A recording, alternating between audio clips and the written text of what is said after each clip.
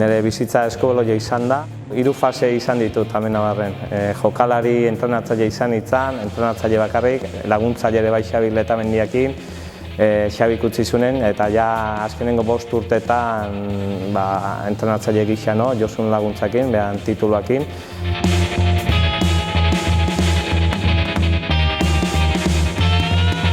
Entrenatzaile hon bat izateko den maisu bat beharrezun, eta nik uste nire maisu herri honetan eta bere ibilbidea jarraituz Josu Valentziaga izan dela.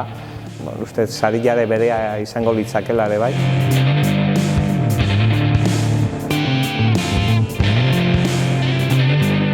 Entrenatzaileak ni bete esatet zikloa berritula 3-4 urte bestela jokalaria akomoda diteo. Desgraziz aurten edo suertez, zarautzen nire eskutatik aia urtero jende berria pasatzen, orduan ez akomodatzen.